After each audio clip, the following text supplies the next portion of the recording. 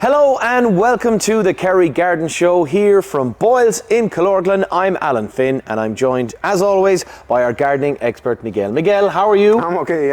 Are you keeping dry and warm? Yes, under the canopy. Under the canopy. For a change. It's been a hot summer here. It was like a greenhouse. Yeah. But now it's It's very changed now, hasn't it? People like to be here now. They are coming now from inside. Yeah. They come out. Absolutely. So we're here at the end of October. And we're going to talk about, this is our penultimate show. We've only got one more show left after this.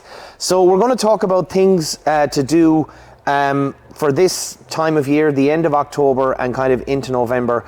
You were telling me there are lots of different things that people can be doing as opposed to the winter period. Yes. So let's talk about the next 4 or 5 weeks. So getting prepared for the winter, which is different than winter itself, is what you can do now for keeping your garden nice and tidy, to make it ready for the cold days, to protect your plants, to feed some things, to clip, to prune. There's plenty of things you can do to keep your garden tidy and nice. And getting ready for those months that you still plenty of things to do. We'll go to that maybe, but it's plenty of things to do in the winter, but it's plenty of things to do now. To be ready not only for winter but for next spring, to make your garden bloom again in the spring. Yes. So at the moment, like a lot of plants are beginning to go dormant. They're beginning to down. A lot of them. Now we do have, as you said, we focused on some last week as well too. There's lots of colour, the plants that can still give colour. Yes. But the most common ones are now starting to die off. So this is kind of where we're going to focus on, because you want to make sure that they are trimmed back, pruned back, looked after, fed, that they can get through, and they'll be coming back again in the next spring. To get through the winter in the best condition, in the best conditions, to make them grow and make them better, make them with more flowers, healthier. It's a constant work. Again, people tend to think that it's only in the spring when days are nice, but if you want to have a very good, like a magazine garden, you need to work. It's nearly a full-time job, really, isn't it? It actually is. And I think that's probably where a lot of people kind of fall down, that they just think that it can be a little hobby, a little pastime, but then they realise there's a lot more to it. You go with your beer and pull a little bit. You'll put that. No, that's not true. Yeah. But talking about pulling, now again, remember, it's a good time for getting rid of those weeds that are in your garden. They are as well going. They're in the early stages, and you just pull them. They are not in flower. They go out easy. Don't forget that. That's very important. Then, what to prune, what to clean, what not to clean. Let's get started with. If you have a polytunnel, clean it, disinfect it, get some whatever product you like, and get it a good clean out. And don't forget that you have plenty of things that you can grow in the winter as well. But clean is very important. I have a couple of stories about problems caused by not cleaning in shoes or tools. So it's very important now in the winter. Just service your lawnmower. All these little things that get your shears and your secateurs sharpened. Get some oiled, disinfect them, treat them well, because that can cause problems in the future. Believe it or not, it can sound stupid, but it's not. Yeah. So clean everything, and now go into the garden. Let's go to perennials. Perennials, you can leave them, dye it back, leave them there. You can prune them. What I will do is clean the ones that don't have seeds. Cleans the ones that are ugly, clean up, prune them down. We have a peony rose here. Okay. See, that's very ugly looking. Yeah, it's starting to wilt. For our listeners, it just has no interest whatsoever in going the garden. on 90 degree angle nearly. It's just falling over. So you just prune them. So straight to the bottom.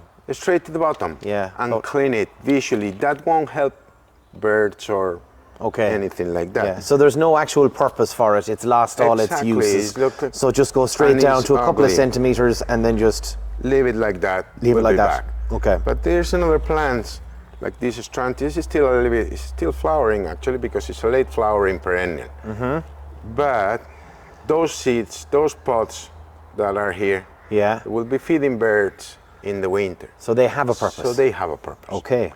Don't cut them back just yet. Again, everybody is different. If you want to have a very clean garden, do it. But if you can promote wildlife, yeah, it's always not good to... it's not bad, you know, and it never hurts. And that's all a circle. So that wildlife promotes another wildlife, and then it enriches your soil. This make different things, microorganisms in your soil that the birds eat, insects that we don't even see. Yeah. So it all somehow could have a purpose. What to prune as well is some plants like rosemary or lavender that they won't be good pruned in the winter. They are too tender, and they won't be good to be pruned. Yeah, well, you can do it, but it's better doing it now than in early spring. So lavender, you can cut it down. Okay, so we're going right down a couple and that won't hurt. Yeah, well, just tidy it up. Inches. Get rid of see. People cannot see, but it's a dead branch here. So just a general clean out. Get rid of the. If this one in particular is still flowering because it's under the canopy, probably yours in the garden are not. So just get rid of the flowers if you want, and give it a little bit of shape. Okay. And get rid of the side branches. Yeah. Anything that looks kind of a bit limp and kind of falling off to the side, it's good to just, as you said, tidy them up. So normally when you're going to prune, you have to assess first, see what you want to do. And the first thing you want always first is dead leaves, dead branches, or leaves, flowers. And then you go to the structure, and as you see some flimsy branches here, you can get rid of them to give it a structure, leaf 4 or 5, depending on the plant. But it's always, before you start, some people can come and they say, well, pum, pum, pum, pum, pum. They'll get stuck straight in and step start back a little yeah. bit. That gardening, you don't need to rush. Well, I don't know. Some people with time, you don't But know. exactly, but try to do it well.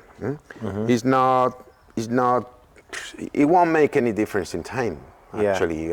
5 more minutes to prune a plant decently. And if you don't know how to do it, do some research. Yeah. Don't be afraid of, or asking. Yeah. So it's more things you can do. Don't prune. What not to prune? Yes, okay. We're talking about what to prune, what not to prune. So we have these rhodos here. So rhododendrons, yep. This is a dwarf, this is a regular one. Yeah. These ones are in early bloom, but they will be blooming in the spring. Okay. So you cannot prune them now because you're gonna clean all the buds that are gonna be that are coming through flowering, yeah.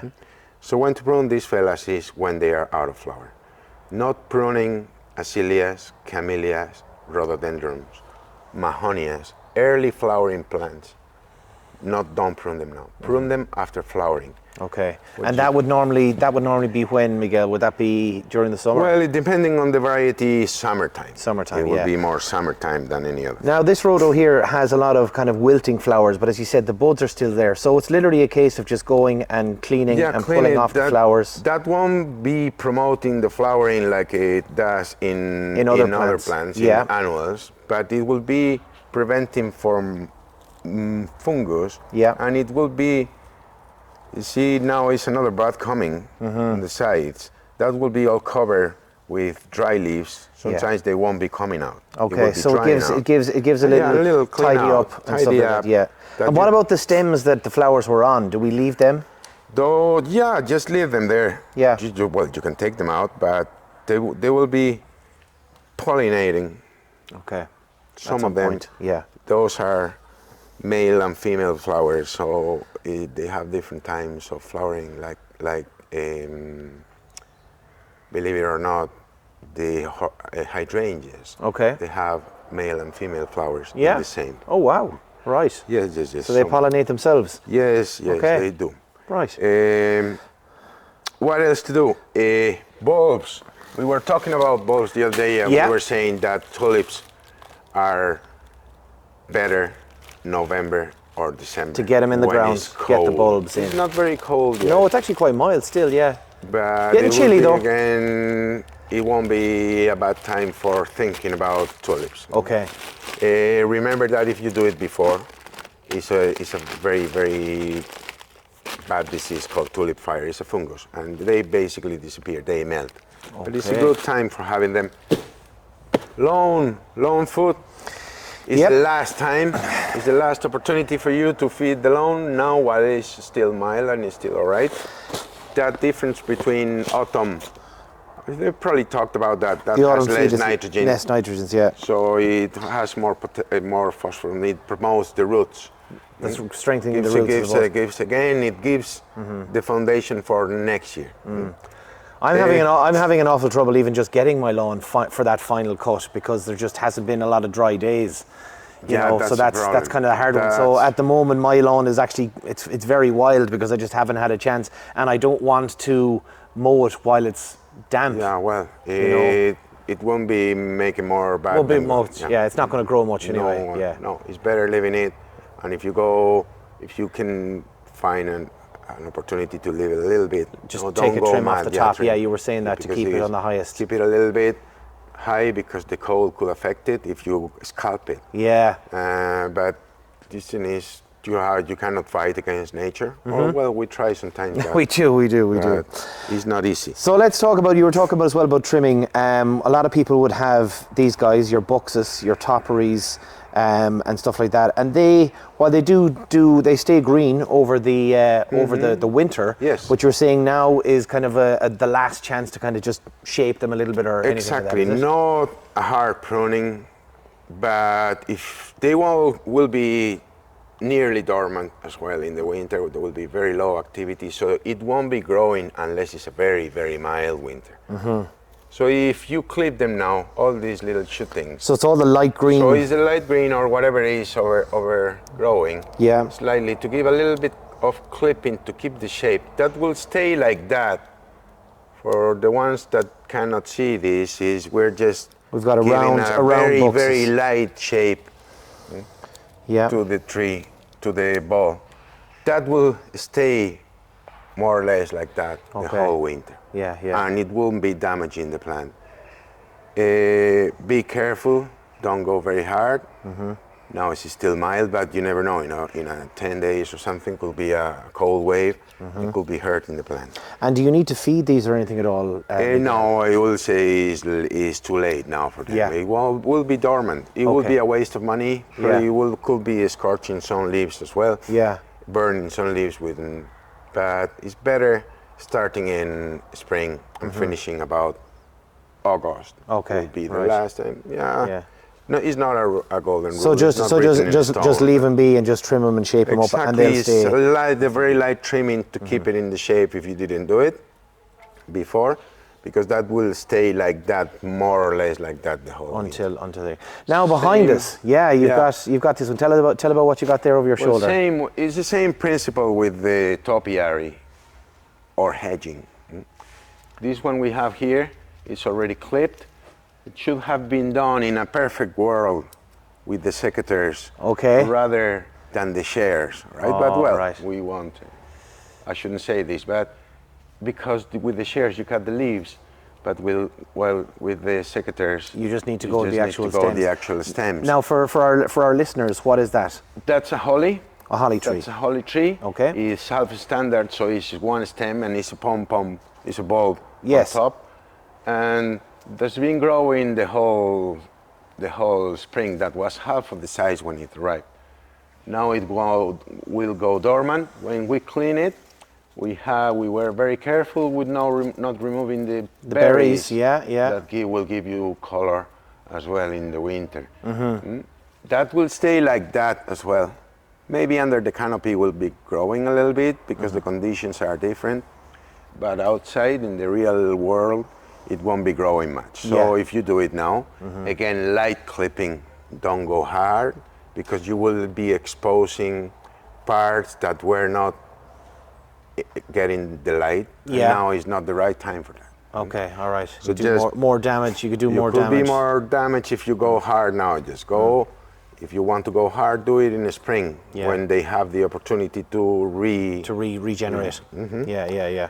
Okay, and what other tips should people be kind of looking at? Is there anything to be fed at this time of year? So, more than feeding, what I will do is now and in the winter, what you can do is prepare your soil for next year. Okay, right. So now when the plants go dormant, Remember, we have talked about this, that the plants, your soil can be, if you take a sample from one place, can be rich, because there's no plants there, but where all the roots are, the ball, yeah. that gets out of nutrients. So we're talking about top dressing here. Now, top dressing with manure or compost. Yep. And that will be slowly enriching the soil over the winter. You can do it as well in the spring, but you can do it Kind of like an ideal time, really, isn't it? You're just basically now. Yeah. If it was me accepting the loan, I will do lawn manure in the lawn in March or April. Okay, right. So not the lawn, But the other, beds and your the plants, garden shrubs, itself is a perfect time. You will be mulching as well, protecting perennials and protecting plants from the frost. You can do that with the leaves as well. It's a good thing for promoting life as well. Those leaves are full of little insects, little things. They compost by themselves, and it's a very good thing to do now. Now and in winter. Winter is a very good time for do plenty of things. Oh, we'll have to save that for the next show. Yeah, well, Miguel, yeah. One. It's actually loads of things, and it's going to be a big gap. Okay. Between now and when we come start back. again. Yeah, absolutely, But absolutely. Don't forget that you have plenty of plants that you can be sowing now. You can be putting on the ground now. Mostly all evergreens will be fine. Trees is not a bad time for. They're going dormant. It won't be a bad time for them. I would probably wait a little bit, but still a good time for doing certain things that you won't be bored. Oh, won't be bored. Well, definitely, Miguel, that's one thing you won't have our listeners and our viewers bored anyway, that's for sure. No, I won't be. So hopefully they'll actually have plenty of jobs and stuff to be done to make sure, as again, tidying up the garden with some of these kind of winds and storms that come in, it's very, very important. Yes. But it's all about trying to make that preparation and make sure everything comes back perfectly in the spring. Miguel, that's all we've got time for today. Thanks very much, as always, for all your expertise. Thank you. We will be back next week with our final show of the season, where we'll be looking at things for you to be doing over the next 3 months. Until then, we'll talk to you. Mind yourself. Happy gardening.